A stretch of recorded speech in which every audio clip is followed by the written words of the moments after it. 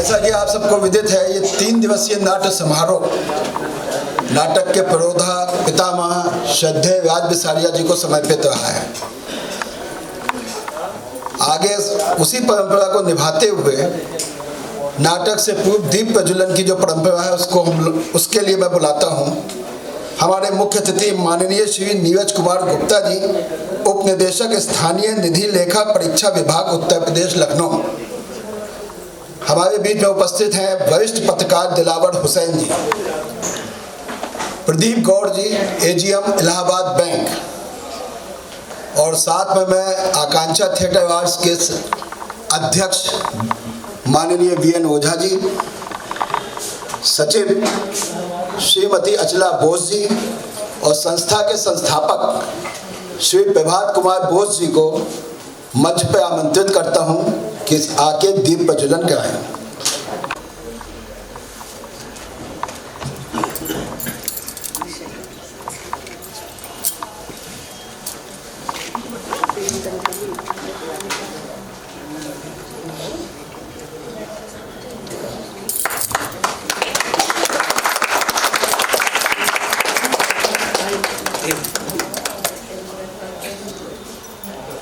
अपनी परंपराओं के निर्वहन में तालियों की कंजूसी ना करें।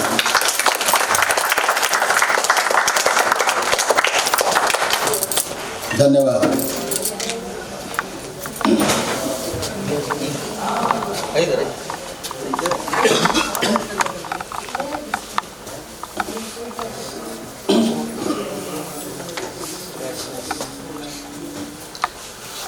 मैं अध्यक्ष वीएन ओझा जी से अनुरोध करूंगा कि मुख्य अतिथि जी को लेकर वो मंच पर ही उपस्थित रहें।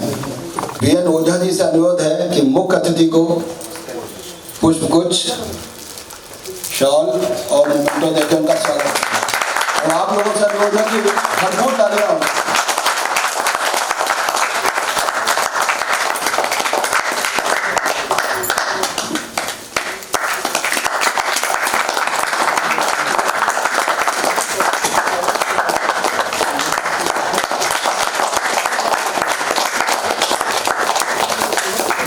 मुख्य अतिथि जी से विनम्र अनुरोध है कि 2 शब्द आशीर्वचन के कलाकारों और दर्शकों सबके लिए।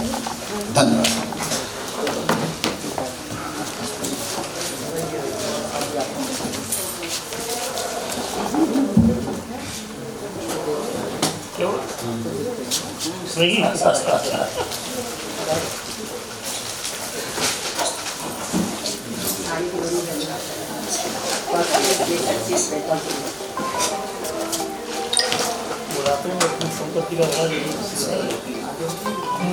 सबसे पहले मैं यहाँ पर उपस्थित अन्य अतिथिगण और सभी दर्शकों को बहुत बहुत धन्यवाद देना चाहता हूँ इस बात के लिए कि फिल्मों के दौर में, वेब सीरीज और OTT के दौर में भी इस तरह की कला के प्रति आप लोगों ने जो रुझान दिखाया है, जितने भी उपस्थित लोग हैं, तो निस्संदेह आप लोग कला प्रेमी हैं। इसके लिए मैं आपका अभिनंदन करना चाहता हूं कि आपने अपने अन्य समय में से भी यहाँ आए और यहाँ इस नाटक में जो आकांक्षा थिएटर की प्रस्तुति है, एहसास के दर पे जज्बात की दस्तक, बहुत अच्छा और संवेदनशील शीर्षक है। और आकांक्षा थिएटर को मैं जानता हूँ कम से कम 20-21 साल से ज़्यादा हो गया है। तो मैं पहले जब 2001 में आया था तभी से मैं इससे परिचित हूँ। इसका इतिहास उससे भी पहले का है और बहुत साधुवाद के पात्र हैं वो लोग जो इस संस्था को रन कर रहे हैं। धन्यवाद के पात्र हैं वो जो इसके आयोजन को सफल बनाने के लिए एडी से चोटी तक का सतत प्रयास करते हैं। और तब कलाकारों का जो अथक परिश्रम है वो हम लोगों के सामने आता है और हम अपना को कहीं ना कहीं उस चीज़ से जोड़ते हैं। तो जो कलाकारों की मेहनत है और वो लोग जो कलाकारों की मेहनत के पीछे काम करते हैं, उन दोनों का ही ये प्रयास है। और तीसरा पक्ष है दर्शकगण। और जब आज तीनों ही मिले हैं तो निस्संदेह हमको उम्मीद ही नहीं, पूरा विश्वास है कि एक बहुत अच्छी प्रस्तुति हमको देखने को मिलेगी। इसके लिए मैं इस प्ले में भाग लेने वाले समस्त कलाकारों को हौसला अफजाई करता हूँ और शुभकामनाएं हैं मेरी उनके साथ। कि वो जो प्रस्तुति दे रहे हैं वो बेहतर हो और भी पहले से बेहतर की प्रेरणा के साथ और शुभकामनाओं के साथ धन्यवाद। आप सभी दर्शकों का बहुत बहुत आभार कि 3 दिनों से आप लगातार आ रहे हैं, हम लोगों का उत्साह बढ़ा रहे हैं। तो प्रस्तुत है आपके सामने आकांक्षा थिएटर आर्ट्स लखनऊ की प्रस्तुति एहसास के दर पर जज्बात की दस्तक। इसके लेखक हैं जॉन गॉल्सवर्दी और रूपांतरण किया है गिरीश अभीष्ट ने और इसके निर्देशक भी हैं गिरीश अभीष्ट। तो नाटक आपके सामने प्रस्तुत है। एक बार जोरदार तालियों से कलाकारों का स्वागत है।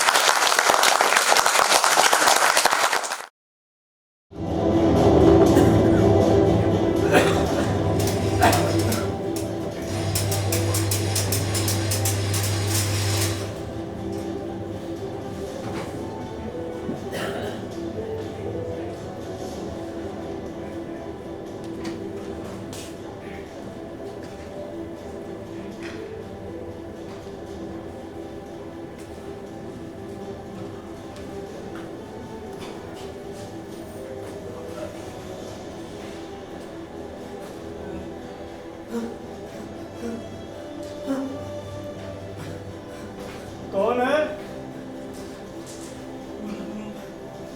मैं हूँ ललित। अंदर आ जाओ।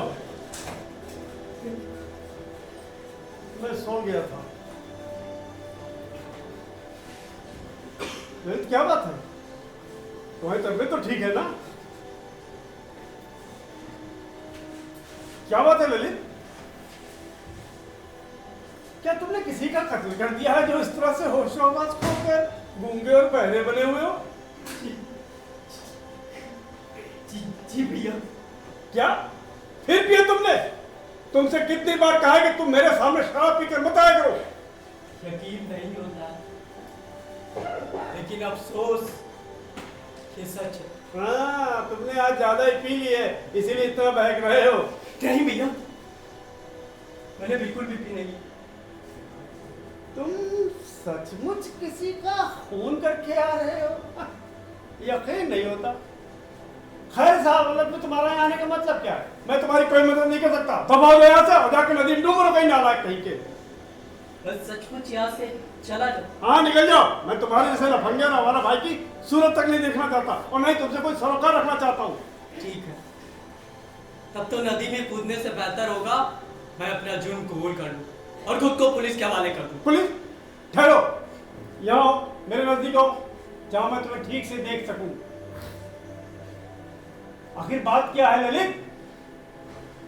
ये सच है भैया, उसे एक आदमी का खून हो गया, लेकिन उसे आदमी कहना गलत होगा।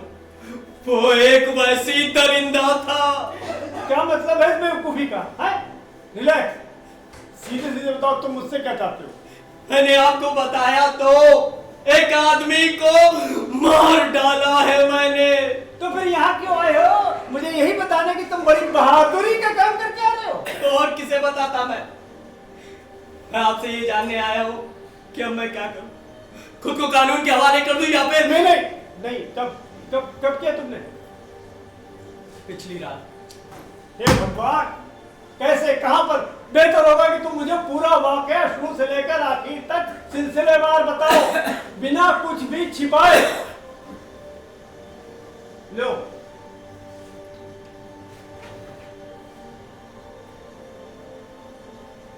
थोड़ी कॉफी पी लो, इससे तुम्हें राहत मिलेगी। राहत? ओ हाँ, राहत।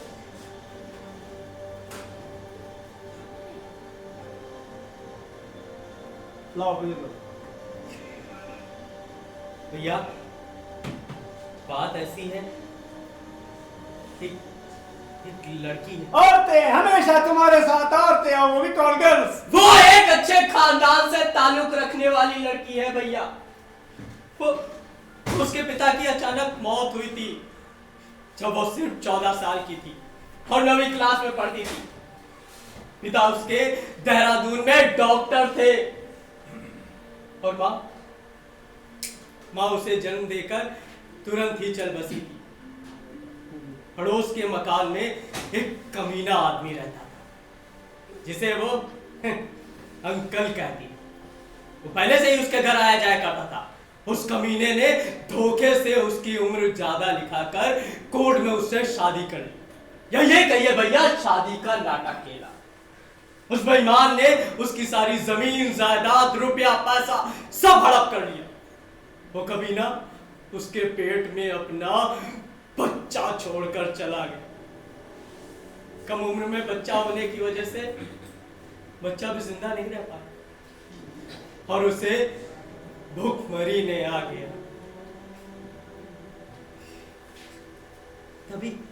तभी एक दूसरे आदमी ने उसे अपना लिया। उसके साथ 2 साल ही गुजारे थे कि वो कमीना फिर वापस आ गया और उसे अपने साथ जाने के लिए मजबूर कर दिया। वो राक्षस उसे बहुत बेरहमी से पीटा करता था। मैं जब उससे मिला था तो उसे फिर छोड़ चुका। ऐसे समय में वो किसी भी आदमी के साथ भैया मैं उससे ज्यादा सीधी सच्ची औरत से पहले कभी नहीं मिला। मैं कसम खाकर कह सकता हूं। और अभी उसकी उम्र 20 साल की ही तो है। पिछली रात जब मैं उसके घर पे गया तो उस कमीने ने उसे फिर खोज लिया। मैंने उसे रोकने की कोशिश की। उसने मुझ पर हमला कर दिया। उस गुंडे बत्ते जंगली ने। ये देखिए भैया, ये देखिए देखा भैया, मैंने उसका गला पकड़ लिया।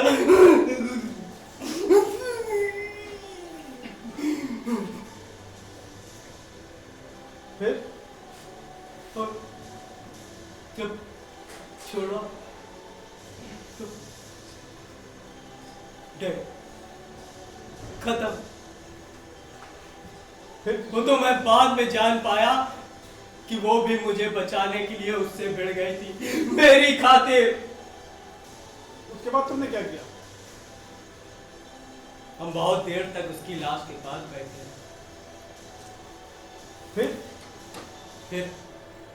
फिर मैं उसकी लाश को अपनी पीठ पर लाद कर घसीटते हुए सड़क के उस पार ढलान के नीचे कूड़े के ढेर के पास ले गया और उसे कूड़े से ढककर चला।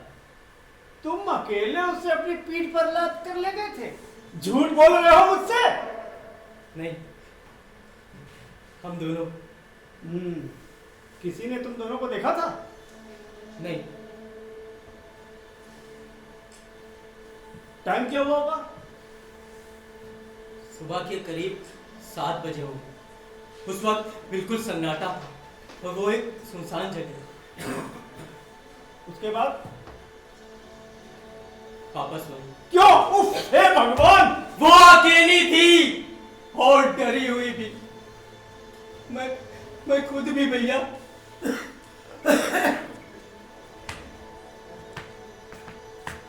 ये जगह कहाँ पे है? सेक्टर C, विनम्र खंड कृपाल में। और वो लाश वाली जगह? सड़क के ठीक उस पार। हे भगवान! आज सुबह ही मैंने इसे अखबार पढ़ा था। लोग भी कचहरी और पार्टी ऑफिस में इसी घटना पर बातचीत कर रहे थे।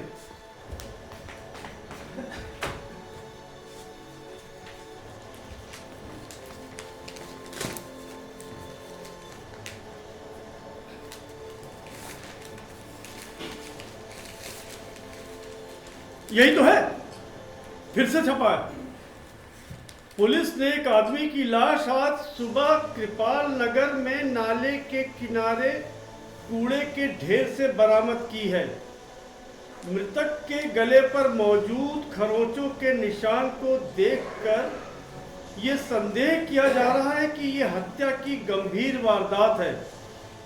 मृतक को पूर्णतया लूट लिया गया है। मृतक के सिर पर किसी भारी चीज से भी वार किया गया है। पर इसमें तो सिर पर किसी भारी चीज से वार करने की बात कही गई है। ओ भगवान! अब समझ में आई बात। सुनो, तुमने इस घटना को अखबार में पढ़ा और कल्पना कर ली कि ये सब कुछ तुमने ही किया। तुम्हारा भी जवाब नहीं। ऐसा कभी कभी गहरे नशे की वजह से हो जाया करता है। तुम समझ रहे हो ना ललित, तुमने ऐसा सिर्फ बुरा ख्वाब देखा है। नहीं भैया, मैं इसे एक ख्वाब ही मान लेता अगर मैं ही सिर्फ इसमें शामिल होता। काश काश कि ये ख्वाब हो। तुमने लाश से कोई चीज? हाँ, ये उस वक्त गिरा था जब हम दोनों एक दूसरे से गुत्थम गुत्था थे।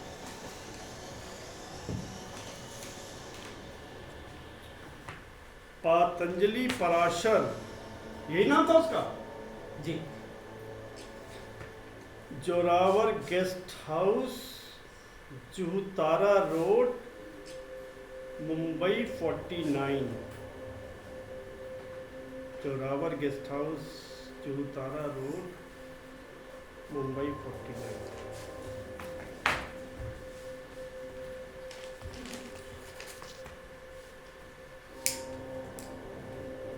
नहीं, मुझे इसको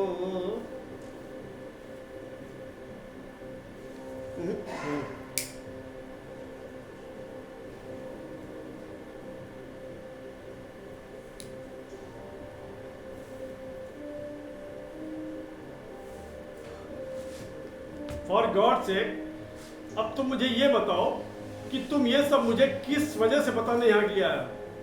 क्या तुम नहीं जानते कि मैं आने वाले दिनों में एमएलए का इलेक्शन होने वाला हूँ? तुम्हारी इस करतूत की भनक अगर पुलिस को लग गई तो मेरे करियर का क्या होगा? जानता हूं, इसीलिए आपको बताना जरूरी था, क्योंकि आप एक रिनोन्ड लॉयर भी हैं। मेरा इरादा उसे कतई जान से मारने का नहीं था भैया। मैं तो उस लड़की को बचाना चाहता, बिकॉज आई लव हर। अब मुझे क्या करना चाहिए भैया? चुल्लू और पानी में डूब मरना चाहिए। Love her. Yes, I love her a lot, that's why I did it. वो जंगली सुअर, लाखों करोड़ों जीव जंतु रोज मरते हैं, लेकिन हर किसी को ऐसी आसान मौत नहीं मिलती जैसी उस कमीने को मिली है। लेकिन मैं उसे अब भी इस जगह महसूस कर रहा हूं। एक भयानक कसाव सा है बड़े भैया, दम घूटता सा है। प्लीज हेल्प मी भैया, प्लीज। और आप जरूर कर सकते हैं।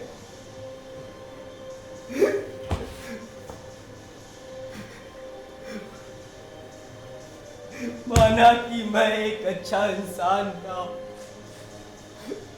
पर मुझ में एक चींटी तक को चोट पहुंचाने की हिम्मत कभी नहीं रही। शांत रहो ललित, मुझे जरा इस घटना को सोचने दो। तुम्हें वहां किसी ने देखा था? वो खूब अंधेरी, एकदम वीरान जगह थी भैया। हाँ, उसके बाद तुमने लड़की को कब छोड़ा? उसके बाद मैंने, हाँ, सुबह के 7 बजे होंगे। फिर कहाँ गए तुम? अपने कमरे पर। Station road? हाँ। बाहर नहीं निकले? नहीं। लड़की से भी नहीं मिले? नहीं। क्या वो साथ मुकर जाएगी? मेरा मतलब है हत्या में तुम्हारा साथ देने से। बिल्कुल नहीं। क्या हो सकता, धीरज खो बैठे, महक जाए, मे बी। नहीं। तुम्हारे उसके रिलेशनशिप के बारे में और कौन कौन जानता है? कोई नहीं। कोई नहीं? आई डोंट नो, कौन जानेगा? जब तुम पिछली रात उस लड़की के पास गए थे तो तुम्हें किसी ने जाते हुए या आते हुए देखा था? वो सेपरेट मकान में रहती है और उसकी कमरे की चाबी मेरे पास है। लाओ कमरे की चाबी मुझे दो।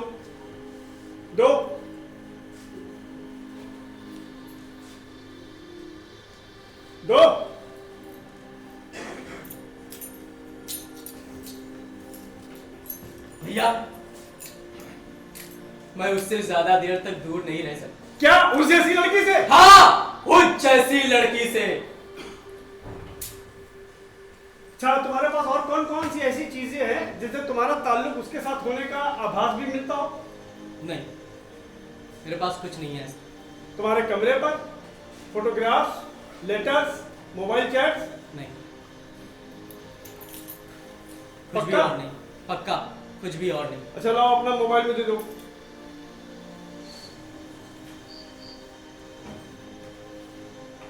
लाते हो?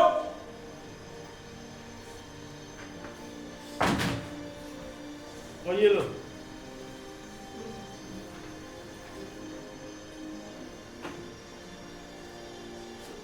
इन पैसों से अपने लिए तुम एक नया मोबाइल और नया सिम ले लो।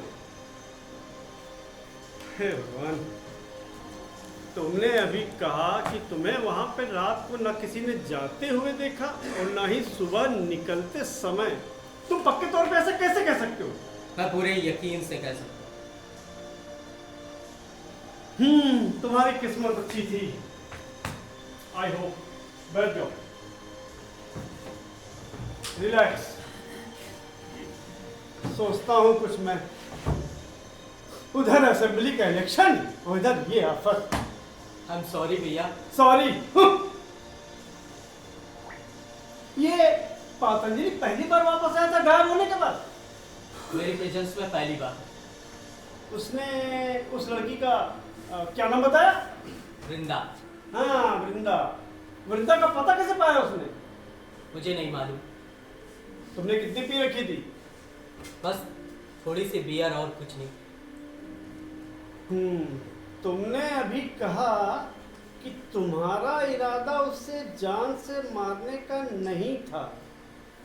मेरा भगवान जानता है भैया, मैं आपसे झूठ नहीं बोलूंगा। और इतना तो मुझे भी पता है, अपने वकील से कुछ भी छुपाना खुद को मुसीबत में डालना होता है। उसी पिशाच ने मुझ पर पहले हमला किया, बाद में वृंदा भी उससे भिड़ गई। मैं इतना ताकतवर हो सकता हूँ ये मैंने सपने में भी नहीं सोचा। तुम जानते ही क्या हो, सिर्फ मुझे बेइज्जत करने के अलावा तुम मुझे बर्बाद करके ही छोड़ोगे। पता नहीं क्यों मैं तुम्हारे जैसे लफंगे भाई की खातिर मुसीबतें मोल ले लेता हूँ। तुमने अभी कहा कि वो उससे भिड़ गई थी ना, यही गलत किया। वो मुझे बचाना चाहती थी। तुम्हारा मतलब वो तुम्हें बहुत चाहती है? हाँ, मुझसे भी ज्यादा। क्या उस जैसी पेशा करने वाली औरत भी भला किसी को चाह सकती है? अरे वो जानती है कि तुम एक मोटे आसामी के भाई हो, बस इसलिए। भगवान की कसम भैया, आप बहुत पत्थर दिल इंसान। अरे आज की तारीख से पहले उसे ये मालूम ही नहीं था कि आप मेरे भाई हैं। अरे उसने कभी मेरे बारे में ज्यादा जानने की कोशिश ही नहीं। ज्यादा डायलॉग मारोगे ना तो मैं सब कुछ भूल कर तुम्हें खुद ही पुलिस के हवाले कर दूंगा, समझे? नहीं भैया, आप ऐसा नहीं कर सकते। लीजिए लीजिए फोन और बुलाइए पुलिस, मैं तैयार हूं। अच्छा, तो अब तुम मुझे ब्लैकमेल कर रहे हो? ब्लैकमेल? आपको? मैं? आप बिल्कुल नहीं बदले भैया। तुम जानते हो ना कि तुम्हारे पकड़े जाने से मेरी बहुत बदनामी होगी और मैं इलेक्शन जीत नहीं पाऊंगा। बस इसी बात का तुम नाजायज फायदा उठा रहे हो। अगर तुम वाकई मेरी मदद चाहते हो तो मुझे हर बात जानने का हक है। आखिर किस बिना पर तुम कह सकते हो कि वो रंडी तुम्हें बहुत चाहती है?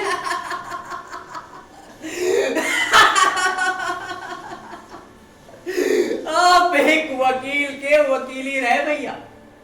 आप कभी एक औरत के जज्बात को समझ ही नहीं, इसीलिए भाभी आपको छोड़कर चली। मैं प्यार की बात कर रहा हूं। मैं भी। मैं आपको बताता हूं, वो पूरी तरह मुझ पर समर्पित है। आपने कभी खोए हुए मेमने को गोद में उठाया? मेरे प्रति उसका प्रेम बिल्कुल वैसा ही है और उसका भी मेरे प्रति वैसा ही अनुराग है। हम दोनों खोए हुए थे और दोनों ने ही एक दूसरे को पा लिया। मेरे मन में कभी दूसरी औरत के लिए वो एहसास ही नहीं जागा जो उसके लिए उपजा। उसने मुझे बिखरने से बचा लिया भैया। अच्छा, वो तुमने नाले के किनारे वाली जगह कोई क्यों चुना? क्योंकि वही एक ऐसी जगह थी जो अंधेरे में। अच्छा, ये पतंजलि क्या था? एक शातिर अपराधी? मेरा ख्याल है कि वो अपना ज्यादातर समय मुंबई में ही बिताता होगा और जब उसके पकड़े जाने की संभावना होती होगी तभी वो अपनी पत्नी के पास आता होगा या पैसे खत्म हो जाने की स्थिति में। हाँ, मुझे भी यही लगता है। पुलिस को यहाँ उसके करतूतों की जानकारी है? मैंने कभी सुना तो नहीं।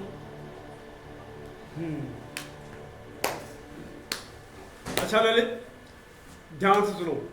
यहाँ से निकलने के बाद तुम सीधे अपने कमरे पर जाना और वहां तब तक रहना जब तक मैं तुम्हें वहां से निकलने की इजाजत ना दूं।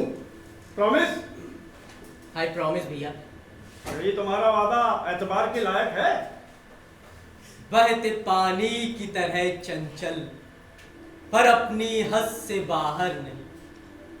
ठीक है, अगर तुम चाहते हो कि मैं तुम्हारी मदद करूं तो जैसा मैं कहूं वैसा करते चलो। हाँ, मुझे सोचने का वक्त चाहिए थोड़ा। पैसे हैं तुम्हारे पास? बहुत थोड़े। तुम्हारी कमाई ही कितनी है? जितना महीने भर में कमाया 15 दिन में उड़ा दिया। सुनो, तुम्हें ये देश छोड़कर कुछ समय के लिए बाहर जाना होगा। उसके लिए पैसों का बंदोबस्त मैं कर दूंगा। You are so kind भैया। आप मेरे प्रति हमेशा उदार रहे। मुझे नहीं मालूम लेकिन क्यों एक भाई के फर्ज के नाते, जैसा कि आमतौर पर हमेशा होता है, मैं अपने परिवार की मान मर्यादा प्रतिष्ठा के बारे में सोचता हूँ। और तुम, हे ईश्वर, मैं समझता हूँ कि तुम्हें कतई कोई इस बात का एहसास होगा कि तुमने मुझ पर यह राज जाहिर करके मुझे भी इस अपराध में शरीक कर लिया है। मैं जो कि एक प्रतिष्ठित क्रिमिनल लॉयर हूँ, जिसने शपथ लेकर कानून की सेवा का व्रत लिया है और जो आने वाले 1-2 महीने में मिलने का इलेक्शन लड़ने वाला है, उसकी बर्बादी का तुमने पूरा सामान तैयार कर दिया है। भगवान की कसम ललित, अब की तो तुमने हद ही कर दी है। तब बेहतर होगा मैं इसे निकल जाऊं। क्या ये लाओ से मुझे दो। सफेद जादू है ये भैया, सिर्फ एक, और ये अपना काम बखूबी कर जाए, जरा भी पता नहीं चलेगा। सारी यातनाओं से पल में मुक्ति, ये बड़ी आरामदायक चीज है भैया। नाम है इसका राहते रूह, मुझ जैसों के लिए। बेवकूफी की बातें मत करो, लाओ से मुझे दो। बिल्कुल नहीं, आपने कभी किसी का कत्ल तो किया नहीं, और इसकी जरूरत तो मुझ जैसे कमजोर आदमी को ही पड़ती। भैया, अच्छा वो आपको वो हथौड़ा तो याद होगा जब मैं इतना सा था और आप मेरे जितने रहे होंगे। वो आपने मुझे खूब खिंचाया था ऊपर वाले कमरे में, और मैंने वो हथौड़ा आप पे फेंक मार दिया था, और अब बाल बाल बच गए। कहीं वो हथौड़ा आपके सिर पे लग जाता तो।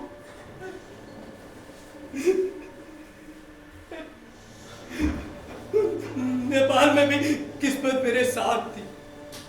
मैंने तो उसको जवान को डंडे से पीट पीट कर लगभग मार ही डाला था, जो अपने घोड़े को बहुत बेरहमी से पीट रहा था। लेकिन अब की बात, हे भगवान। ललित, हिम्मत रखो, संभालो अपने आप को।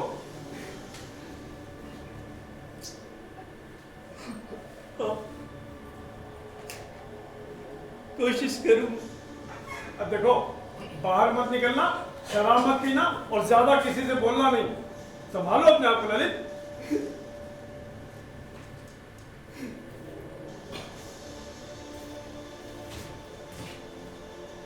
भैया, मेरी मदद में जहां तक हो सके देरी ना कीजिएगा। नहीं नहीं नहीं नहीं, तुम हिम्मत रखो, हिम्मत, सब ठीक हो जाएगा। हिम्मत, हे ईश्वर, इसकी जरूरत मुझे ज्यादा होगी।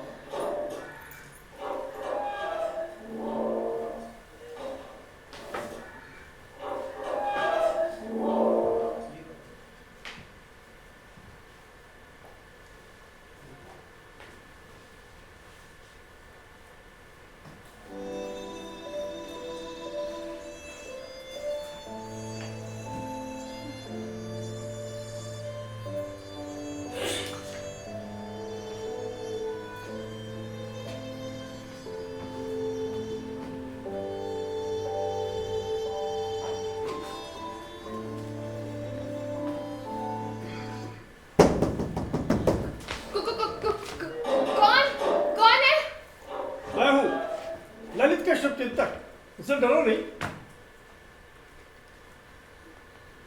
ललित के शुभचिंतक? हाँ, माने ललित का बड़ा भाई किरीट सक्सेना। मुझसे डरने की जरूरत नहीं है, मैं यहाँ तुम दोनों की मदद के लिए आया हूँ। अगर ललित को मुझ पर विश्वास नहीं होता तो ये चाबी मुझे देता। बोलो देता? आई एम वेरी सॉरी, तुम बिला वजह मुझसे डरी जा रही हो। बैठ जाओ, रिलैक्स। आप सचमुच ललित के भाई हैं? हाँ, ललित ने तुम्हें कभी बताया नहीं क्या? हाँ, ललित ने मुझे बताया था, लेकिन मुझे यकीन नहीं हो रहा कि आप इतने बड़े आदमी और मुझ बदनसीब के घर पर आए हुए। आपसे बैठने के लिए भी कैसे कहूँ? ललित ने मुझे सब कुछ बता दिया और वो चाहता है कि मैं उसे और तुम्हें बचा लूं। हाँ, प्लीज। बहुत संगीन जुर्म है। हाँ। ओ हाँ, संगीन जुर्म और खौफनाक भी। पता नहीं सब कैसे हो गया। इसी कमरे में? ठीक वही जिस जगह आप इस समय खड़े हैं। हाँ, मैं अभी भी उसे जमीन पर गिरते हुए देख रही हूँ। बहुत कमसिन दिखती हो। क्या उम्र है तुम्हारी? यही कोई 20 साल। नाम क्या है तुम्हारा? वृंदा? क्या तुम ललित को दिल से चाहती हो? I mean, तहे दिल से या फिर? मैं ऐसा कोई दावा नहीं करती, मगर हाँ, अगर ललित नहीं तो मैं भी नहीं। ओके, कहीं ऐसा तो नहीं कि तू नहीं और सही और नहीं और सही? मैं आपकी इन बातों का जरा भी बुरा नहीं मानूंगी, क्योंकि आप तो क्या, कोई भी मेरे बारे में ऐसी सोच रखेगा, क्योंकि आखिर तो मैं एक धंधे वाली ठहरी। नहीं नहीं, ऐसी कोई बात नहीं है। मैं जानता हूँ कि प्यार अंधा होता है, अच्छी बात है। इसका मतलब ये हुआ कि अगर ललित फांसी पर चढ़ गया तो तुम भी? मैं भी जिंदा नहीं रहूंगी। आपको शायद यकीन नहीं हो रहा। नहीं नहीं, मुझे पूरा यकीन है, लेकिन मैं तुम्हें जान देने नहीं दूंगा। अभी तुम्हारी जवानी उरूस पर है, ऐसे कैसे जान दे सकती हो तुम? अब वो भी एक निठल्ले ग्राहक के लिए, I mean आशिक के लिए। मैं तो यहाँ बस ये जानने आया हूँ कि तुम ललित के बचाव के लिए क्या क्या कर सकती हो और किस हद तक कर सकती हो। आप मुझे धोखा तो नहीं देंगे ना? आप सचमुच ललित के भाई हैं? ओह कम ऑन, बुरा मत मानिएगा। आपके बातचीत करने का ढंग मुझे अपने पुराने कई कस्टमरों की याद दिला रहा है। ना, मुझे तुम्हारे शरीर में कोई दिलचस्पी नहीं है। इनफैक्ट मुझे किसी भी औरत के शरीर में कोई दिलचस्पी नहीं होती।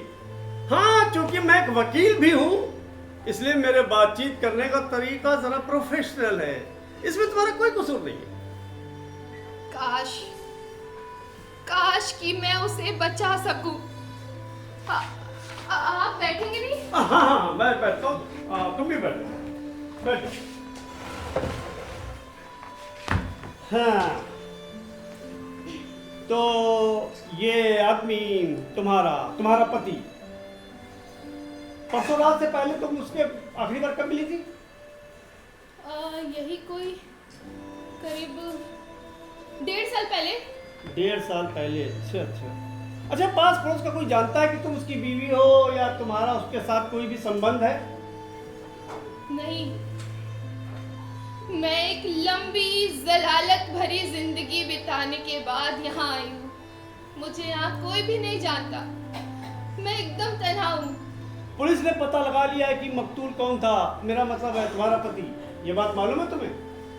नहीं, मुझ में यहाँ से बाहर जाने की हिम्मत ही नहीं हुई। बहरहाल पुलिस सब जान गई है और अब वो हर उस व्यक्ति की तलाश में है जिसका उसके साथ कोई भी संबंध था। सचमुच उसने खुद से ही कभी लोगों पर ये जाहिर ही नहीं किया कि मेरी उससे कभी शादी हुई थी। मुझे पूरा यकीन है कि उसने मुझ जैसा सलूक औरों के साथ भी किया होगा। बड़ा ही बेगैरत इंसान था वो। बेगैरत? वो? और तुम? मैं इनकार नहीं करती, पर मैं अपनी मर्जी से नहीं। मेरे भाई ने ऐसे पहले कभी देखा था? कभी नहीं। तुम्हारे घर में कोई नौकर चाकर? हाँ, 1 हफ्ता पहले सुबह एक औरत 1 घंटे के लिए आती थी। वो ललित को जानती है? नहीं, उसके आने से पहले ही ललित हमेशा चला जाता था। अच्छा, दोस्त? कोई जान पहचान वगैरह? नहीं, मैं यहाँ बिल्कुल अजनबी की तरह रहती हूँ और वैसे भी ये इलाका बहुत सुनसान है। ललित से मिलने के बाद एक लंबा अरसा हो गया मुझे घर से बाहर निकले। मन ही नहीं करता। ओह, सच है, मैं सिर्फ उसी से प्रेम करती हूँ, पहली और आखिरी बार। Good, very nice. By the way, Lalit से मिलने से पहले तुमने कितनों से पहली और आखिरी बार प्यार किया है? किसी से भी नहीं, क्योंकि ना तो उन्हें मुझसे प्रेम था और ना ही मुझे उनसे। वे खरीदार थे और मैं बाजार। ललित के मामले में भी क्या तुम बिकाऊ नहीं हो? आपको शायद यकीन नहीं होगा, ललित की जितनी 1 महीने की कमाई है ना, उतना तो सिर्फ मेरा 1 महीने के मेकअप में ही खर्चा हो जाता था। और वैसे भी आप तो जानते ही होंगे कि बाजार में बैठने के लिए मेकअप का कितना बड़ा रोल होता है। और जब मैंने मेकअप करना छोड़ दिया, तभी मेरी मुलाकात ललित से हुई। बिना मेकअप के भी तुम? छोड़ो, अगर मान लो स्थितियां बिगड़ जाएं और पुलिस पतंजलि के पिछले रिकॉर्ड की वजह से तुम तक पहुंच जाए, तब भी क्या तुम ललित को बीच में नहीं लाओगी? मैं तो उसका नाम तक अपनी जुबान पर नहीं लाऊंगी, लेकिन ललित को आप रोक नहीं पाएंगे। देखिए, मैंने वो तमाम चीजें जला दी हैं जो ललित ने मुझे दी थी, यहाँ तक कि उसकी फोटो भी। अब मेरे पास उसकी कोई भी निशानी बाकी नहीं। Good, very good. एक सवाल और, क्या पुलिस तुम्हारे पिछले अतीत के बारे में कुछ जानती है? तुम जानती हो कि ललित क्या रहता है? देखो, तुम उसके पास नहीं जाओगे और ना ही ललित को तुम्हारे पास आना चाहिए। प्लीज उसे हमेशा के लिए मुझसे दूर मत कीजिए। मैं बहुत सावधान रहूंगी। मैं ऐसा कुछ भी नहीं करूंगी जिससे उसे कोई भी परेशानी हो। पर अगर मैंने उसे कभी कभार नहीं देखा तो मैं मर जाऊंगी। अच्छा देखो, मेरे बस में जो कुछ भी होगा वो मैं करूंगा। बहुत मेहरबानी। ओह, मैं अपवित्र हूं ना। सुनिए, कोई है। ओह, ये कौन है? तुमने तो कहा था ललित के सिवा और कोई नहीं आता जाता। हाँ, और ललित की चाबी आपके पास है। अगर ये ललित है तो उसे दरवाजा खोलकर अंदर आना चाहिए। कौन? सब ठीक है ना मैडम? आपका बाहर ही गेट खुला हुआ है, अंधेरा बहुत हो गया है, आपको इसे बंद रखना चाहिए, समझ रही है ना आप? जी, ओह वेरी सॉरी, आइंदा ख्याल रखूंगी। ओके।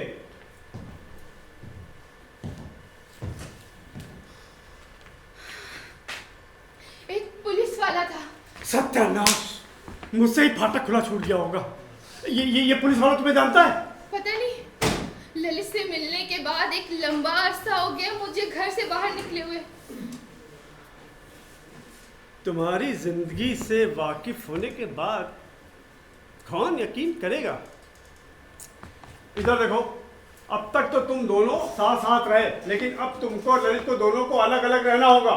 और ललित के लिए भी यही बेहतर होगा कि वो सारे मामले से हट जाए और अपने आप को इस घटना से पूरी तरह अलग कर ले। ओह, मुझे किसी से दिल लगाने का हक नहीं, मुझे किसी की चाहत बनने का हक भी नहीं, सिर्फ इसलिए कि मैं एक बुरी जिंदगी जी रही थी जिसमें एक औरत के माथे पर लिख दिया जाता है कि वो सिर्फ एक भोग की वस्तु बनकर रह गई। उसकी किस्मत में किसी का प्यार, सम्मान, घर परिवार बसाने के अरमान पालना गुनाह है, बल्कि एक पाप है, एक ऐसा पाप जिसकी जिम्मेदार वो खुद नहीं है, लेकिन फिर भी वो गुनहगार है। ठीक, कैसा घिनौना समाज है आपका वकील साहब। मर्द अगर घिनौने काम करे तो उसका शौक, उसकी जरूरतें, और अगर कोई औरत इस दलदल में फेंक दी जाए तो वो उसकी किस्मत। अरे मैं ललित के लिए फिक्रमंद हूँ। तुम्हारे अतीत और तुम्हारे साथ की वजह से उससे ज्यादा खतरा पैदा हो गया। इस समय जो स्थितियां हैं उस हिसाब से उसके पास बच निकलने का एक अच्छा मौका है। तुम चाहो तो उसे खो भी सकती हो, मगर किस लिए? सिर्फ यही चंद महीनों की जुदाई, और फिर क्या पता तुम्हें कोई ललित से भी अच्छा मर्द मिल जाए और तुम ललित को भूल जाओ। नामुमकिन। ओ किरीट साहब, मेरी जिंदगी है वो, मेरी चंद बची कुची सांसें है वो। ललित को मुझसे दूर मत कीजिए। तुम्हें पता होना चाहिए ललित क्या चीज है। हमेशा चिपका नहीं रहेगा वो तुमसे। वो रहेगा। आप भी कोशिश करके देख लीजिए। मैं उसे अपने से दूर करने की कोशिश करके देख चुकी हूँ। मैंने अपना फलता फूलता धंधा यूं ही नहीं छोड़ा उसके लिए। हाँ, ये तुम्हारी गलतफहमी है। एक सलक के पीछे, एक आकर्षण के पीछे वो अपनी जिंदगी दांव पर लगा देगा, और अपने परिवार की प्रतिष्ठा भी। मैं जानता हूं उसे। नहीं, आप नहीं जानते उसे, और अगर जानते भी हैं तो समझते नहीं। आप दोनों ने भले ही एक ही माँ के कोख से जन्म लिया हो, लेकिन आप उसे कभी जान नहीं पाए। मैं समझती हूँ उसे। अच्छा, तो तुम उसे मुझसे बेहतर जानती हो। खैर अब किसी भी पल पुलिस को मृतक के साथ तुम्हारे संबंधों की जानकारी हो सकती है, और जब तक ललित तुमसे जुड़ा रहेगा तब तक वो इस हत्या से भी जुड़ा रहेगा। तुम इतनी सी बात नहीं समझती। लेकिन वो मुझसे प्यार करता है, और मैं भी। अरे ललित ने दर्जनों औरतों से प्यार किया। He is a womaniser. ईश्वर करे कि आपकी बात सच हो। अब ये रोना धोना बंद करो। अच्छा, मैं अगर तुम्हें इसकी पूरी कीमत अदा कर दूं तो क्या तुम ललित की जिंदगी से निकल जाओगी? तब तो मौत ज्यादा बेहतर होगी। वहां कोई बेरहम इंसान तो नहीं होगा। अच्छा ड्रामा है, पहले ललित और अब तुम। सुनो, ये तुम दोनों की भलाई के लिए ही है। सिर्फ कुछ महीनों की जुदाई, और फिर तुम ये भी भूल जाओगी कि तुम कभी ललित से मिली भी थी। ओके, मैं चली जाऊंगी ललित की जिंदगी से। अगर ललित मुझसे कहेगा तो मैं जरूर चली जाऊंगी, लेकिन जीने के लिए नहीं, कतई नहीं। मैं ललित के बगैर अब जी ही नहीं सकती। अरे मैं नहीं चाहता कि तुम वापस फिर से उसी जिंदगी में जाओ, इसलिए। नहीं, आपको कोई सरोकार नहीं कि मैं बाद में क्या करती हूँ, और आपको हो भी क्यों। मैंने कह दिया ना कि अगर ललित मुझसे कहेगा तो मैं जरूर चली जाऊंगी। सिर्फ इतना ही काफी नहीं है, तुम्हें इस सारे मामले को ललित के हाथों से अपने हाथों में लेना होगा। वो अपनी आज की मौत के लिए अपना कल दांव पर नहीं लगा देगा। अगर तुम वाकई उसे इतना ही चाहती हो जितना बता रही हो, तो तुम्हें उसे बचाने में मेरी मदद करनी होगी। हाँ, ओ हाँ, लेकिन प्लीज उसे ज्यादा समय के लिए मुझसे दूर मत कीजिएगा। मैं आपसे भीख मांगती हूँ।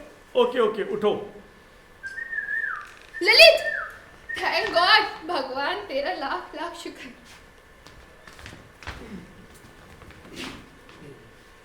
भैया इस वक्त बाहर ना निकलने का तुम्हारा वादा बस इतनी ही देर के लिए था। हर सारे दिन आपका इंतजार करता रहा और खुद को ज्यादा देर तक रोक नहीं पाए। ठीक कहते हो। बहरहाल वो क्या फैसला सुनाया जाता है भैया? हाँ, ताजिराते हिंद दफा 302 के तहत मुलजिम ललित सक्सेना वल्द समीर सक्सेना को पातंजलि पराशर की हत्या के जुर्म में सजाए मौत का हुक्म जारी किया जाता है। To be hang till death.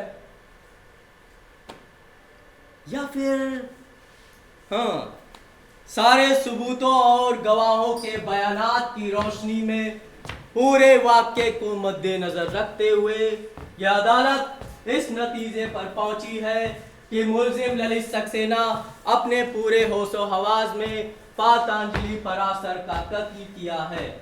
इसलिए यह अदालत मुलजिम ललित सक्सेना को मुजरिम करार देती है और मुलजिम को दफा 302 के तहत मकतूल पातंजलि पराशर की हत्या के जुर्म में उम्र कैद की सजा सुनाती है।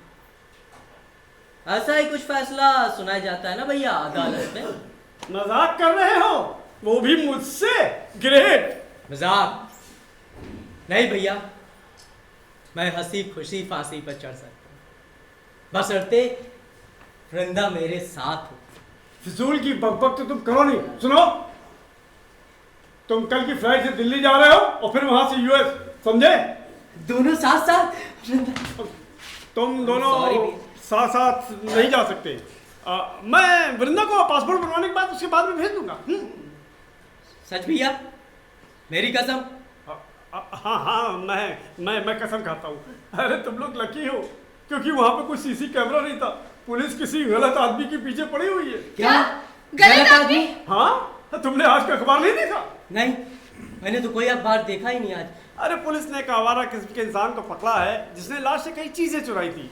उसने एक सांप के आकार वाली सोने की अंगूठी ले जाकर कहीं बाजार में बेची थी। बस उस अंगूठी की वजह से पुलिस ने पातंजलि की शिनाख्त कर ली। मेरे सामने उसे कचहरी में पुलिस कस्टडी में लाया गया था कत्ल की बाबत। ललित, वृंदा, वृंदा। अरे ऐसे कोई खतरा नहीं है यार। हाँ, पुलिस हमेशा ही पहले किसी गलत आदमी को पकड़ती है और कुछ दिनों तक जेल में रहने से उसका कोई नुकसान भी नहीं होगा। और फिर उस जैसे चोर उचक्के के लिए इस कड़ाके की ठंड में फुटपाथ पर सोने से तो बेहतर है कि वो जेल में रहे और सिर्फ 2 वक्त की रोटी मुफ्त मिलती रहे। जेल की ही सही। वो कैसा दिखता है भैया? अरे एक दुबला पतला मरियल सा, चीथड़ों में लिपटा, अपाहिज, हड्डियों का ढांचा मार। बेवकूफ है वो जो ये सोचते हैं कि उसके अंदर किसी का गला घोंटने जितनी ताकत भी होगी। हाँ हाँ, मैंने उसे देखा था। तुमने? कहाँ पे? वहीं नाले के किनारे। तुम वहां फिर से गए थे? ऐसी जगह पर बस ही अपनी ओर खींच लेती है भैया। पगला तो नहीं गए हो तुम? मैंने उससे बातें की थी, एक मासूम आदमी। अरे अरे, इस बात को अपने दिमाग से निकाल फेंको। पुलिस के पास पर्याप्त सबूत ही नहीं है। नहीं, तुम्हें एक सुनहरा मौका मिला है, उसका फायदा उठाओ बेवकूफ। नहीं भैया, मैं ऐसा नहीं कर सकता। क्या हमें ऐसा करना चाहिए वृंदा?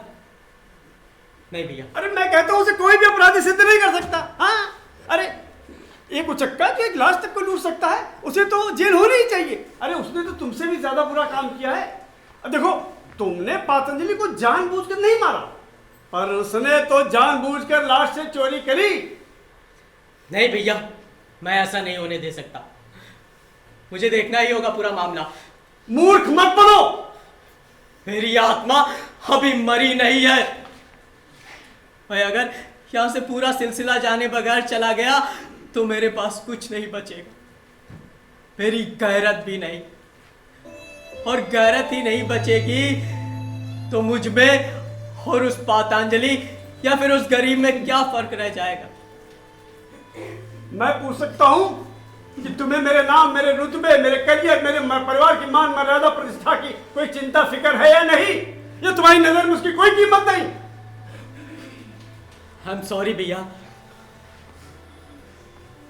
तुम मुझे यकीन दिलाओ कि हमारे नाम की खातिर, नहीं तो कम से कम हमारी स्वर्गवासी मां की खातिर तुम कोई ऐसा कदम नहीं उठाओगे जिससे हमारे परिवार की मान मर्यादा प्रतिष्ठा पर कोई आंच आए। ठीक है, मैं ऐसा कुछ नहीं करूंगा जिससे आपको शर्मिंदगी महसूस हो। I promise. क्या मैं यकीन कर सकता हूं तुम पे? ऑफ कोर्स भैया, आप इत्मीनान रखिए। ठीक है, मैं जाकर देखता हूं क्या किया जा सकता है।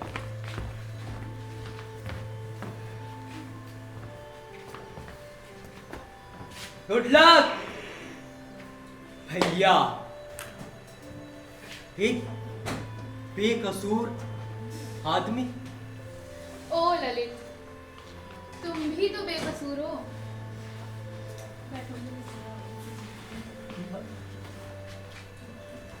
हम क्या चाहते थे? उसको मारना? कभी नहीं।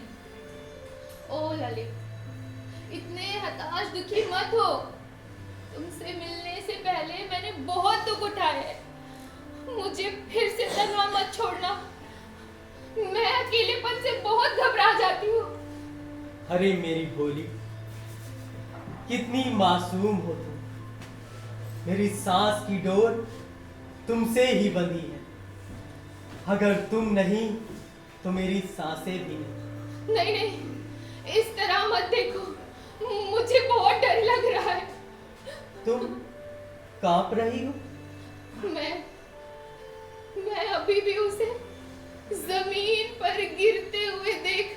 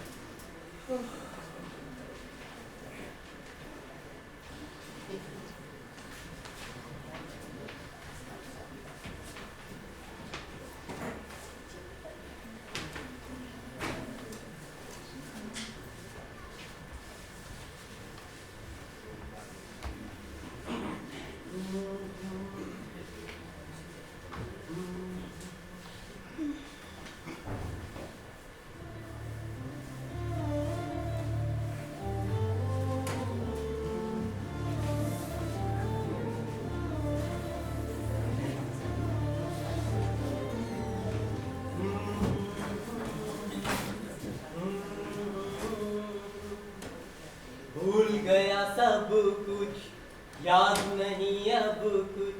ओ बस एक बात ना भूली, वृंदा आई लव यू। भूल गई सब कुछ, याद नहीं अब कुछ। बस यही एक बात न भूली, वृंदा आई लव यू। क्या है? कौन है वृंदा? पता नहीं, देखती हूँ। तुम नहा चुके? हाँ, बस नहा लिया हूँ, बस रेडी होके आ रहा हूँ। ओके, कौन है? बड़ी देर से दरवाजा खटखटा रहा था। हाँ? कहाँ थी? सेब काट रही। क्या बात है? कोई कस्टमर है क्या? हाँ? हाँ, अंदर नहा रहा है। कोई मोटा आसामी है या यूं ही कोई टटपुंजिया? ये कौन है? आपकी तारीफ? मेरा तारुफ ये करवाएगी। अबे तू कौन है बे? हाँ? ये कैसे बात कर रहे हैं आप में बात करने की तमीज है या नहीं? ललित, ये मेरा हस्बैंड है। सुना तूने? क्या हस्बैंड? बेटा तू इसका आज का कस्टमर है या फिर रेगुलर वाला? देखिए मास्टर, आप जाइए यहाँ से। आज तो तू जाएगा, क्योंकि आज की रात ये मेरी है। देखिए मैं आपसे तमीज से बात कर रहा हूँ और आप। ललित, ललित तुम जाओ। नहीं, मैं कहीं नहीं जाऊंगा। आज इसे जाना होगा, इसका तुम पर कोई हक नहीं है। चलो निकलो यहाँ से। अबे जाता है या पेल दूं? देखिए मैं आपसे आखिरी बार कह रहा हूँ, आप यहाँ से चले जाइए, नहीं तो।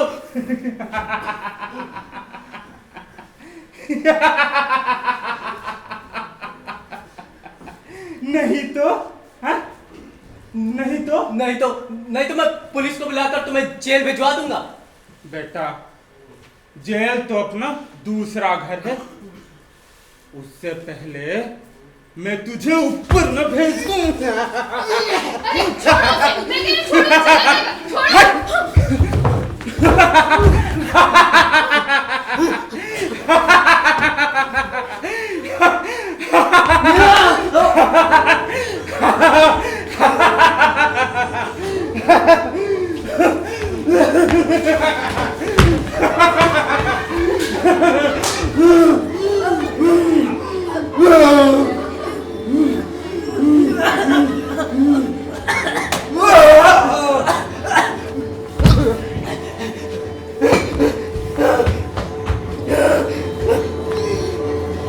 अरे छोड़ो उसे, मैं कह रही हूँ, छोड़ो, ललित छोड़ो उसे, ललित वो मर जाएगा, छोड़ो उसे,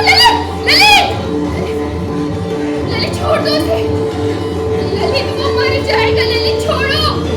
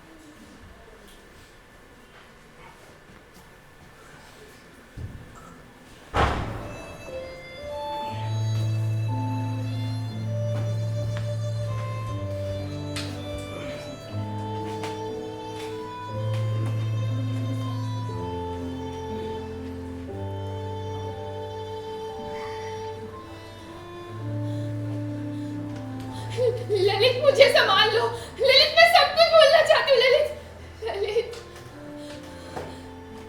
भगवान की उस धरती पर वो लाचार असहाय आदमी कैद है मेरी खातिर। एक छोटा सा जंगली जानवर कैद है मेरी खातिर।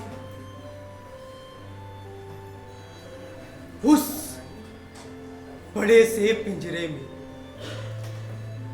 वहां से यहां, यहां से वहां, एक ऐसी जगह की तलाश में जहां से वो अपने दांतों से कुतर कर निकलने का रास्ता बना सके।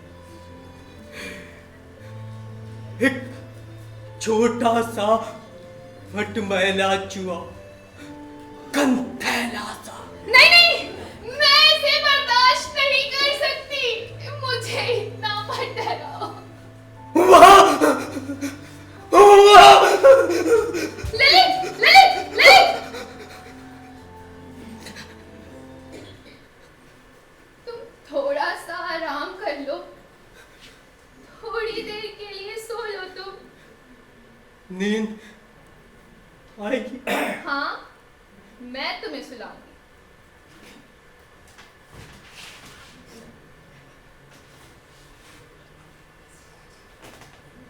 वादा करो मेरे साथ रुकने का, मेरी खातिर।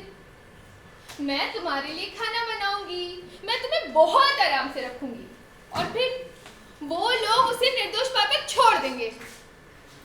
ओ ललित, सूरज की एक नई रोशनी होगी,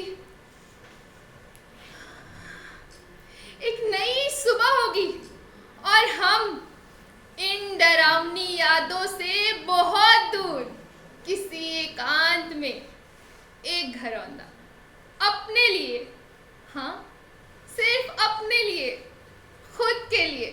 कितना सुखद है ना ललित? दुनिया के आखिरी छोर तक और सब खत्म। नहीं, मैं अपने भगवान से प्रार्थना करूंगी, वो हमें कभी जुदा नहीं होने देगा। प्रार्थना करो करो, प्रार्थना करो।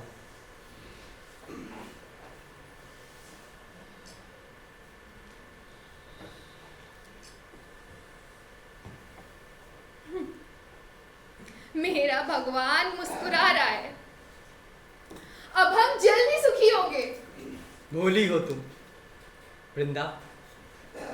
अगर मौत मुझे पुकारे तो मेरे साथ चलोगी अंधकार की उस अनंत गहराइयों में? क्या मेरा साथ दोगी? हाँ? ओ हाँ, अगर तुम मेरे साथ हो तो मैं सारी दुनिया को ठोकर मार दूंगी।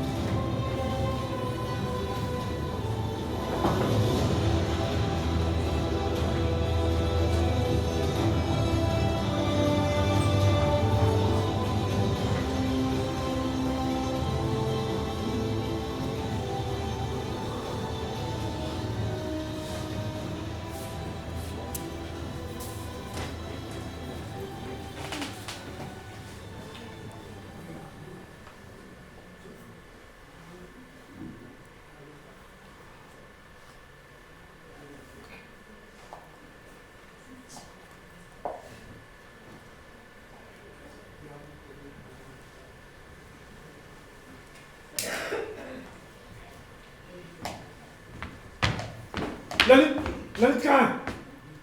वो मुकदमा सुनने गया है, मैं उसे वहां जाने से रोक नहीं पाई।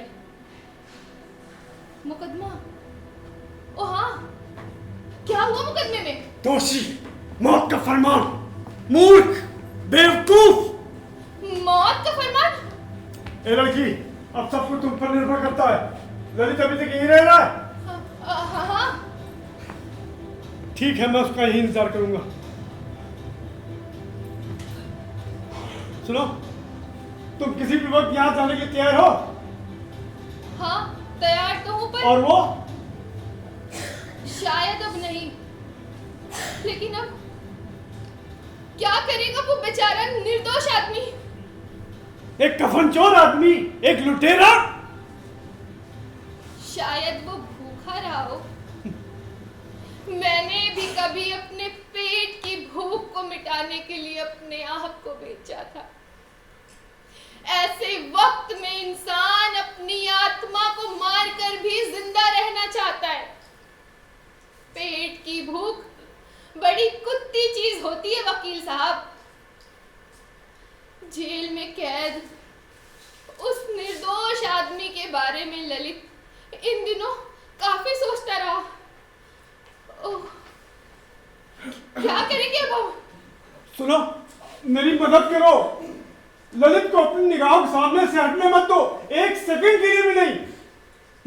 मैं देखता हूँ कि क्या किया जा सकता है। वो लोग उसे कभी फांसी पर नहीं लटकाएंगे, लेकिन अब हमें ललित को हर हालत में सरेंडर करने से रोकना होगा। वो निरा पागल है, समझती हो तुम? लेकिन वो अभी तक आया क्यों नहीं? ओह, कहीं उसने पहले ही? Oh no, never. My god, अगर पुलिस यहाँ आ जाए इस समय और मुझे यहाँ पाकर। नहीं, ललित तुमसे मिलने से पहले ऐसा नहीं करेगा। हाँ, वो तुमसे मिलने जरूर आएगा। देखो, उस पर कड़ी निगरानी रखो, उसे घर से बाहर मत निकलने देना। मैं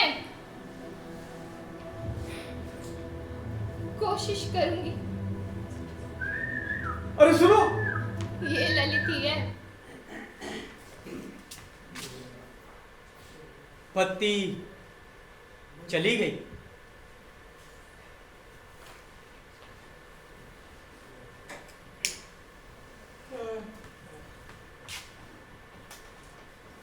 वृंदा, हाँ, मोमबत्ती कहाँ है? वही बगल में टेबल पे ही होगी। तो आपने बखूबी देख लिया। मैं ऐसी स्थिति ज्यादा देर तक नहीं रह सकती। हाँ, मैं कैसे भी हो इसे रोकूंगा, लेकिन ललित, तुम्हें मुझे थोड़ा और वक्त देना होगा। अभी भी आप अपने बारे में सोच रहे हैं? मान सम्मान, पोजीशन, एक्सेट्रा एक्सेट्रा एक्सेट्रा। तुम कुछ भी सोच सकते हो। ललित, आई एम सॉरी भैया, बत्ती आ गई। फूंक मारकर मोमबत्ती बुझाना अपशकुन होता है। अपशकुन? ओह हाँ। ऐसी स्थिति ज्यादा देर तक नहीं सकती। ये आदमी बरी होगा, और होगा, जरूर होगा। लेकिन ललित, मुझे तुम्हारा पक्का वादा चाहिए। तुम अपने आप को कानून के हवाले नहीं करोगे और ना ही इस घर में से बाहर निकलोगे मेरे दोबारा मिलने तक। Okay, I promise. हमारी स्वर्गवासी माँ का वास्ता है तुम्हें, कसम खाओ उनकी। कसम खाता माँ की, बाहर नहीं निकलूंगा। याद रखना, तुमने हमारी स्वर्गवासी माँ की कसम खाई है, वो माँ जो तुम्हें सबसे ज्यादा प्यार करती थी। मैं देखता हूं क्या हो सकता है। भैया,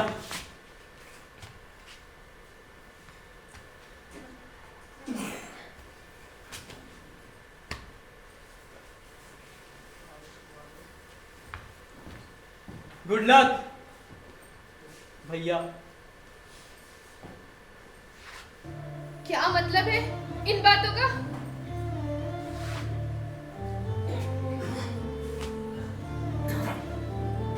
खाना खिलाओ यार, बड़ी भूख लगी। आज मैंने पूरा दिन कुछ नहीं खाया। मेरी भोली, इस कैक्टस के गमले को उठाकर छत पर रखो। अच्छा।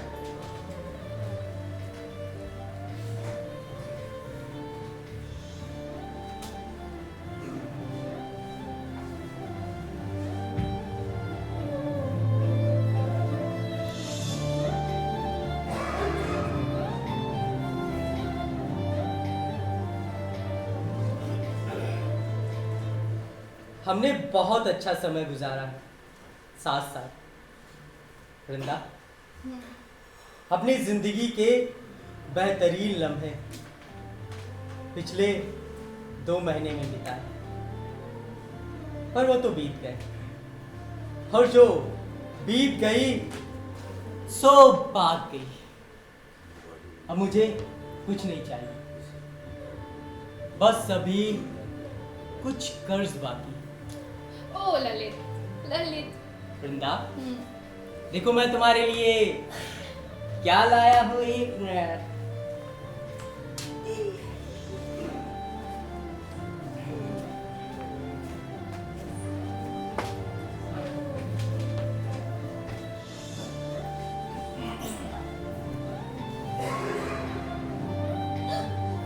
तो क्या? हाँ। जाओ इसे पहन लो। जाओ। अच्छा, तो आज तुम्हारी नियत डोलने वाली है।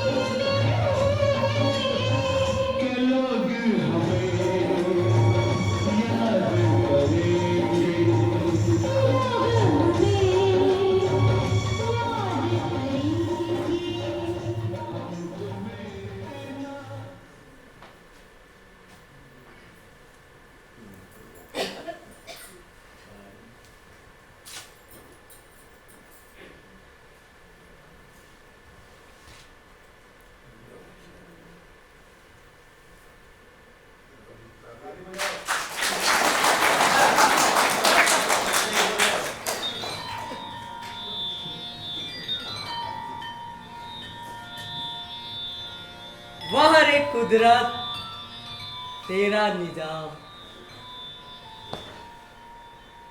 क्यों तूने इंसानों को एहसास की ताकत दी? क्यों तूने उन्हें फलने फूलने का मौका दिया? वाह ईश्वर, तेरा भी जवाब नहीं। क्या ज्यादा तकलीफ होगी? ना, कोई तकलीफ नहीं, कोई दुख, कोई बेचारी, ना ही कोई मलाल, ना ही कोई निष्ठुरता, कुछ भी नहीं।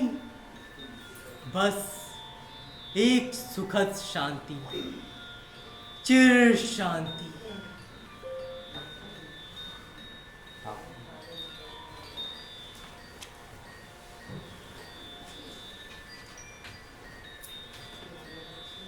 अरे वाह, तुमने तो पूरी तैयारी कर ली है। हाँ, पूरी तैयारी कर ली, लेकिन अभी कुछ बात है। एक minute.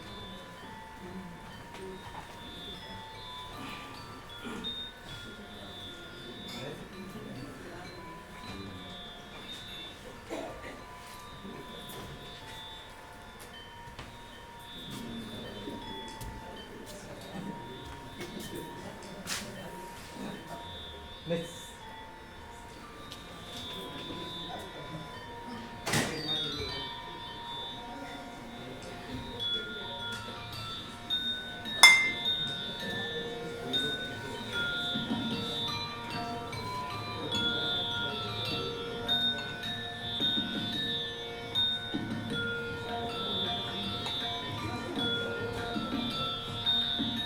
My love for you.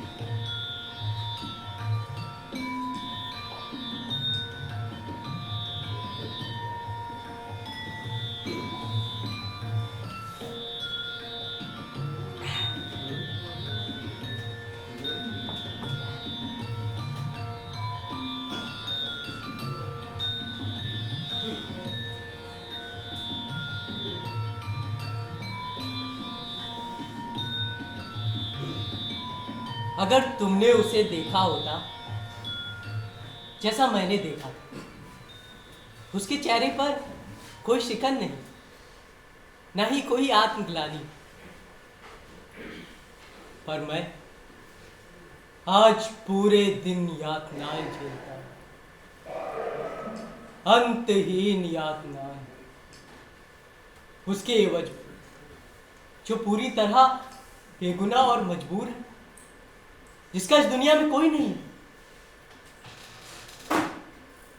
खुशकिस्मत होते हैं वो लोग जिनका कोई तो है।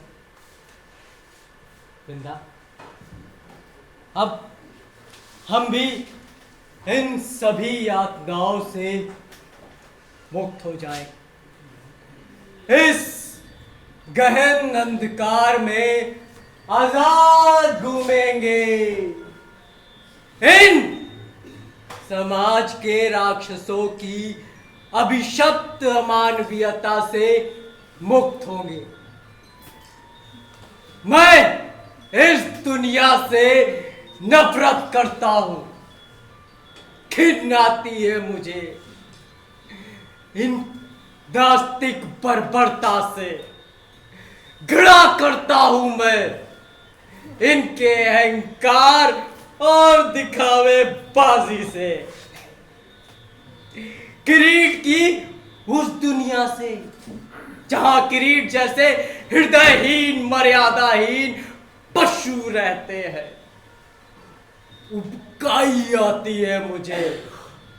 इन सभी खोखली ईमानदारी और सफलता के तथाकथित मानदंडों से।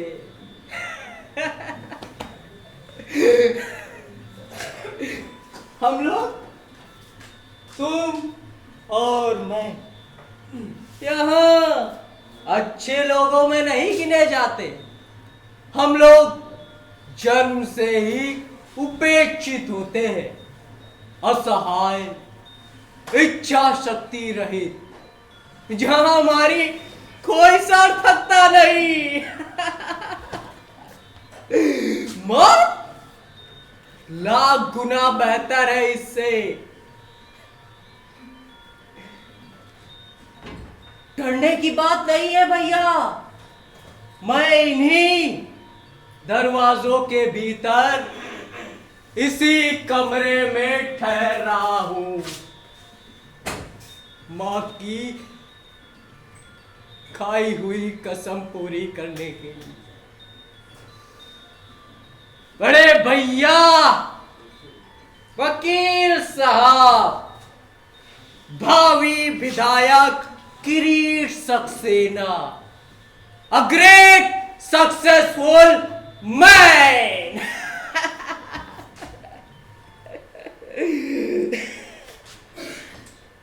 ओ ललित, मैंने तुम्हारी सुंदरता का ऐसा अनोखा रूप कभी नहीं देखा था।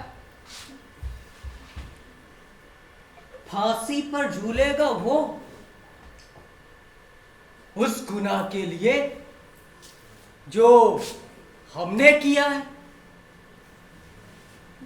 नहीं।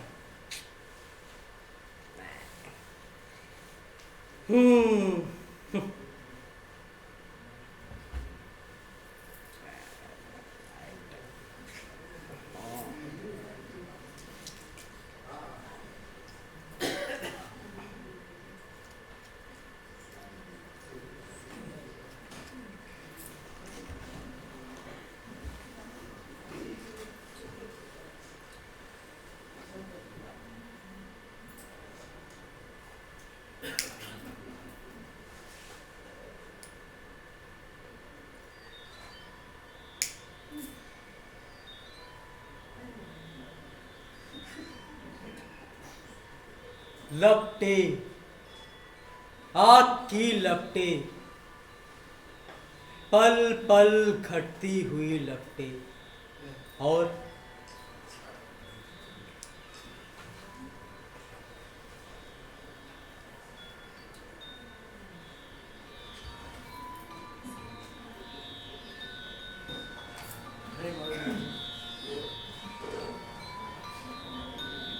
फिर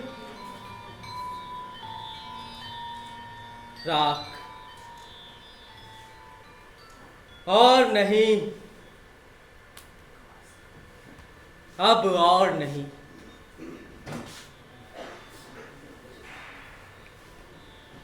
चांद मर चुका और उसकी रोशनी में धरती के सारे लोग,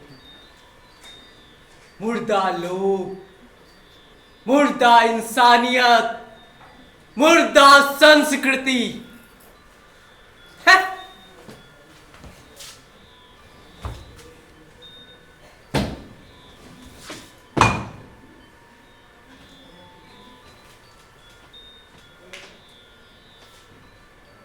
मैंने इसमें सब लिख दिया। मैंने अपना गुनाह कबूल कर लिया।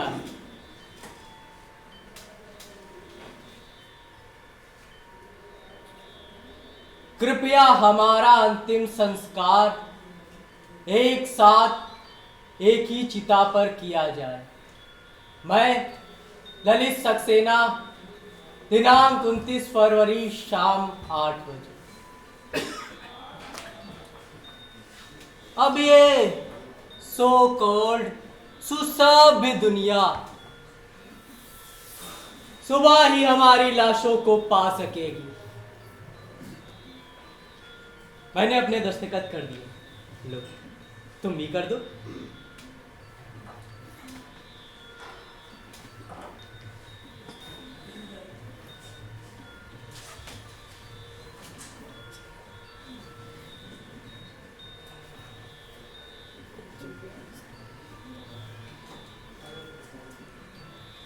कर दिया।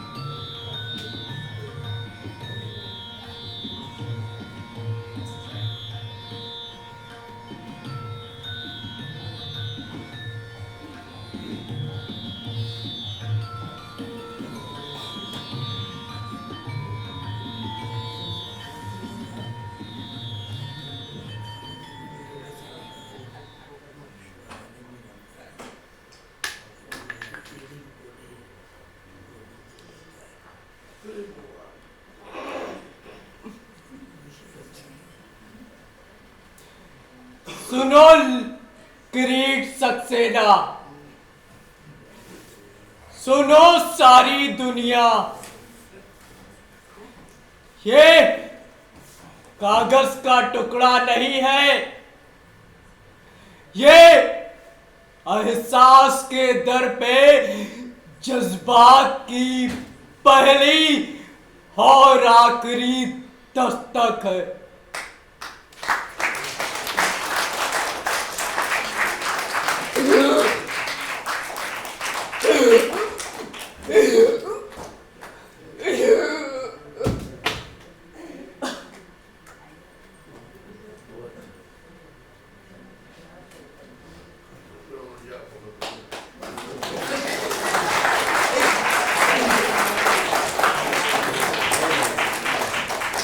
चुनाव जीत गया।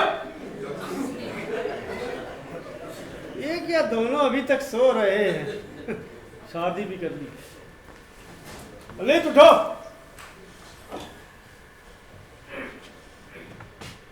उठो। ये क्या?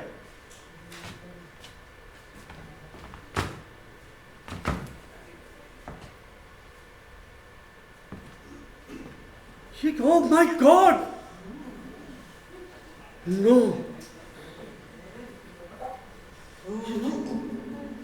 सफेद जादू है ये भैया, सिर्फ एक, और ये अपना काम बखूबी कर जाएगी, जरा भी पता नहीं लगेगा। सारी यातनाओं से पल में मुक्ति, ये बड़ी आरामदायक चीज है भैया।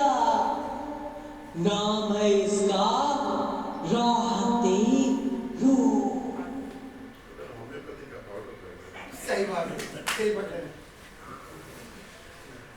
नहीं, ये नहीं हो सकता। नहीं कहो।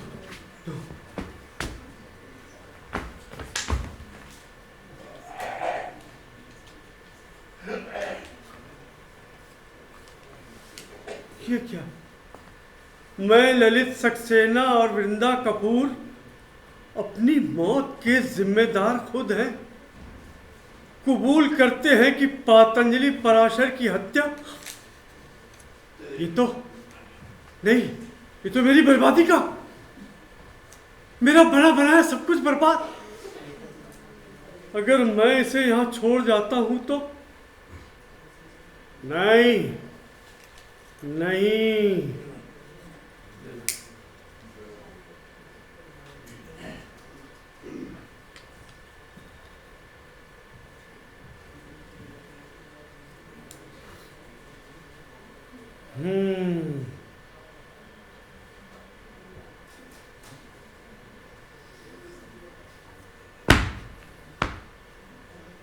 लटकने दो उस मनहूस कीड़े को फांसी पर।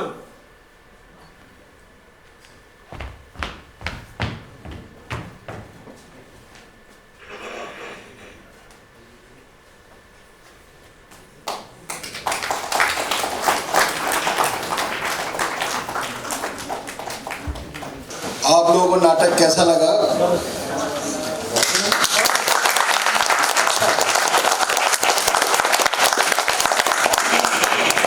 बस 2 मिनट आपके और देंगे। पात्रों ने मंच पर मेहनत की है, उनका परिचय आप लोगों से करा दें। मंच पर जो लोग थे, ललित सक्सेना की भूमिका में अरुण कुमार विश्वकर्मा,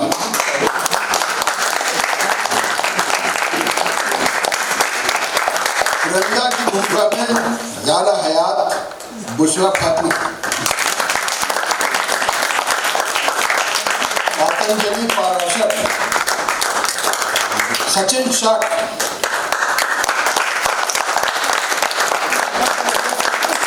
मंच के पीछे जो लोग थे, प्रकाश भाई कल्पना, वरिष्ठ रंगकर्मी मोहम्मद हफीज साहब, संगीत संचालक श्रद्धा बोस, सेट डिजाइनिंग कमेन सिंह गौर, सेट निर्माण सचिन सिंह चौहान, अरुण कुमार, हेमंत अग्रवाल, रूप सज्जा विश्वास वैश्य, पूजा श्रीवास्तव, मंच सज्जा मोहित यादव, वस्त्र विन्यास अर्चना सिंह, सपना सिंह, वीडियोग्राफर और स्टिल फोटोग्राफी अनवर बेग, इसका कार्यशाला निर्देशन अशोक लाल नाट्यगुरु जो हैं उन्होंने किया था। प्रस्तुति आकांक्षा थिएटर आर्ट्स लखनऊ। इसके लेखक थे मूल नाटककार जॉन गॉल्सवर्दी और इसका भारतीय भाषा में रूपांतरण गिरीश अभिष जी ने किया था और वही इस प्ले में किरीट सक्सेना की भूमिका में भी थे और इस नाटक की मंच परिकल्पना, दृश्यांकन गिरीश अभिष निर्देशक।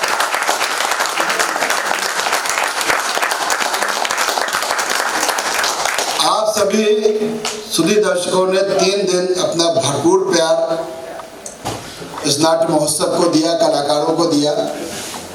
तो मैं आकांक्षा थिएटर ग्रुप्स की तरफ से आलोक पांडे जी को, जो कि इसके फाउंडर मेंबर भी हैं, उनको आमंत्रित करता हूं कि वो हमारे सुधी दर्शकों का हृदय से आभार करें। आलोक पांडे।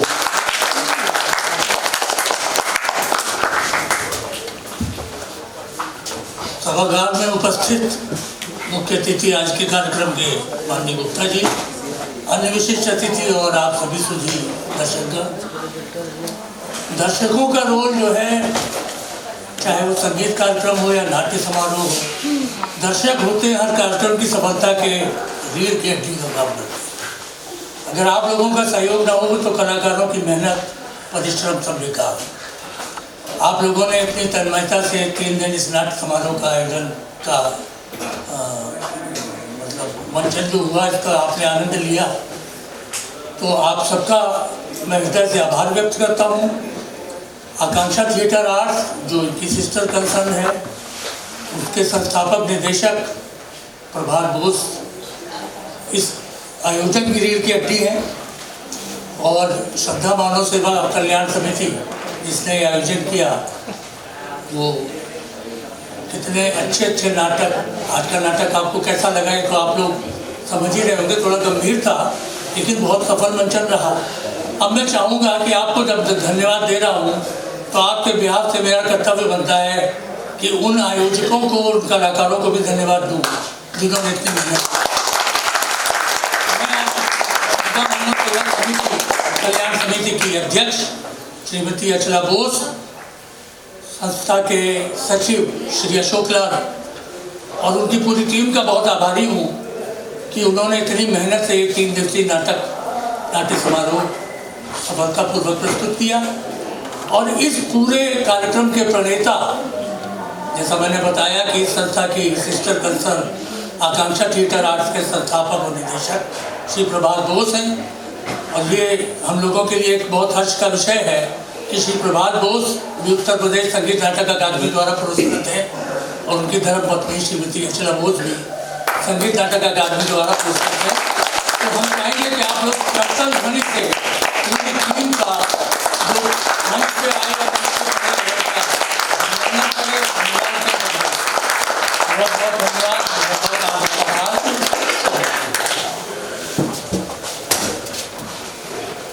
चलिए, शुभ रात्रि, शपथ है